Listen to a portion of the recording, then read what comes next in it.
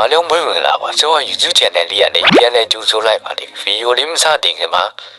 subscribe လေးလုပ်ခဲ့ဖို့တောင်းဆိုချင်ပါဒီနေ့ဗီဒီယိုမှာတော့ first ရဲ့ fighting style နဲ့ red tie ဓာတ်ကြီးကြောင့်ပြပြတော့မှဖြစ်ပါရဲ့ပထမဦးဆုံးအနေနဲ့ the step fighting style ကြောင့်ပြောပြတော့မှဖြစ်ပါလေသူကတော့ Pirate Island မှာရှိပြီးတော့လူဝက်နေရာမို့လို့အခုလိုက်ပြထားတဲ့အတိုင်းဝင်သွားပြီးတော့very ငွေ3,500နဲ့ဝယ်လို့ရပြီဖြစ်ပါတယ်နောက်ထပ် fighting style တခုဖြစ်တဲ့ electric ဆိုတဲ့ CSC fighting style ကတော့ Skyland မှာရှိတယ်သူအခုလိုက်ပြထားတဲ့နေရာမှာရှိပါတယ်သူ့ကိုတော့ very ငွေ9သိန်းနဲ့ဝယ်ယူလို့ရပါတယ်နောက်ထပ် water kung fu ဆိုတဲ့ fighting style ကိုတော့ခုပြထားတဲ့အတိုင်း secret နေရာမို့လို့တေချာလေးကြည့်ပြီးဝယ်စီခြင်းပါနဲ့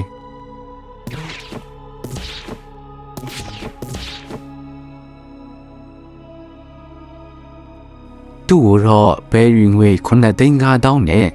water kung fu တီရှာဆိုတဲ့ MBCC မှာဝယ်ယူလို့ရပါတယ်ကဲဒါဆိုရင်တော့ fuzzy မှာရှိတဲ့ fighting style နေကုန်သွားပြီဖြစ်တဲ့အတွက်ကြောင့်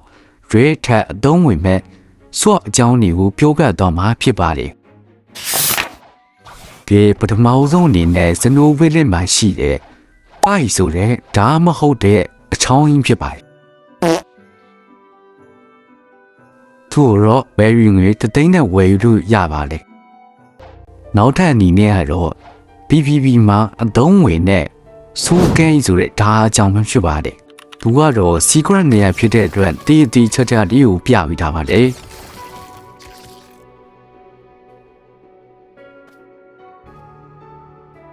သူတော့ဘယ်ယူငွေ9,500နဲ့ဝယ်ယူလို့ရပါတယ်နောက်တဲ့ဒါတစ်လက်ဖြစ်တဲ့ white PH ကန်ဆောင်ခဲ့တဲ့မူရာခုံမိုကီဝီထားဖြစ်တဲ့ဘိုင်ဆန်ဒိုဒါနဲ့ကျူရဲဟတ်တာပလိဆိုတဲ့ဓာတ်တို့ပဲဖြစ်ပါတယ်သူတို့ကတော့စကားအိုင်လန်မှာရှိပြီးတော့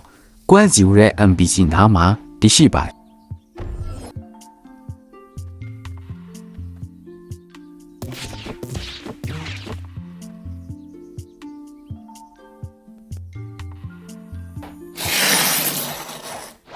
နောက် legendary ဒါလို့ပြောလို့ရတယ်လို့တို့လို့ပြောလို့ရတယ်ဖိုးဆိုတဲ့ဒုတ်ကိုတော့တန်နာကော့ဆိုတဲ့ boss မှာတက်ပြီးရနိုင်ပါတယ်နောက်ထပ် red tie မျိုးစားဖြစ်တဲ့ဒီသုံးဝါကျုံကြီးကိုတော့ underwater city မှာရှိရဲ့ပို့ကိုတက်ပြီးတော့ရနိုင်ပါတယ်နောက်ထပ် red tie မျိုးစားဖြစ်တဲ့ warden sauce ဆိုတဲ့ဓာတ်ကိုတော့prison မှာရှိတဲ့ warden chef warden ဆိုတဲ့ဘိုးကိုတန်ရနိုင်ပါလေ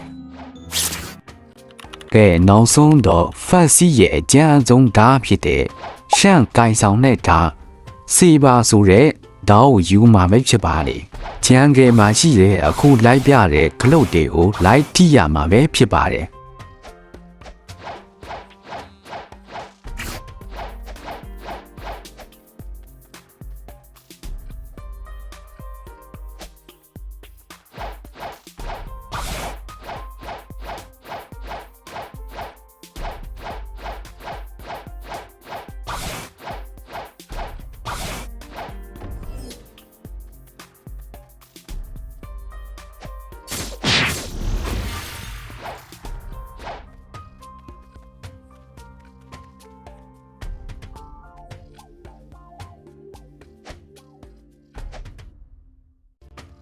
ပြီးသွားပြီဆိုရင်တော့ကျန်က quest ရွက်နာရဲ့အောက်ထဲကိုဝင်ပြီးတော့ပေါလေးပွင့်သွားပါလိမ့်မယ်အခါကျရင်မိထုပ်လေးကိုယူပြီးတော့တဲကန်နာရကျုံတွားမှာပဲပါလေ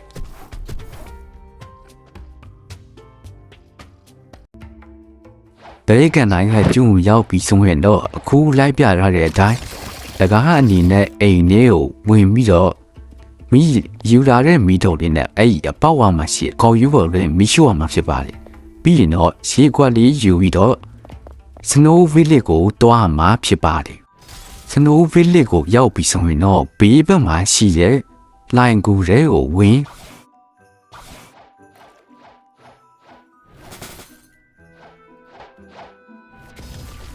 လိုင်ကူတွေရောက်ပြီးဆိုရင်တော့ပေါ်ကရေခဲစူးတွေရကြတာတဲ့ခြေဆက်ကိုခွက်ကလေးနဲ့ခါမှဖြစ်ပါတယ်။ပြီးရင်တော့အပေါ်ပြန်တက်ပြီးတော့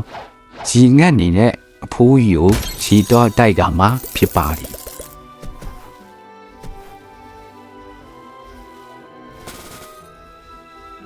ဒီတိုက်ပြီးပြီဆိုရင်တော့ Pirate Village မှာရှိတဲ့တူသားစီကိုတွားခိုင်းမှာပဲဖြစ်ပါတယ်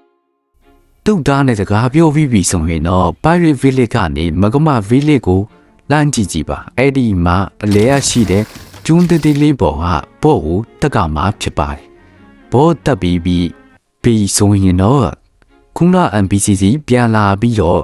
သူကတော့တစ်ချောင်းပေးပါလိမ့်မယ်။တော့ရပြီဆိုရင်တော့ဂျန်ဂယ်ကိုပြန်လာပြီးတော့တော့ကုတ်ပြထားတဲ့တော့နဲ့အခုရက်နေတဲ့နေရာမှာတကားလေးရှိပါအဲတကားကိုဖွင့်ပြီးတော့အထေးတွေက Raheshans ဘောကိုတက်ကမှာဖြစ်ပါလေ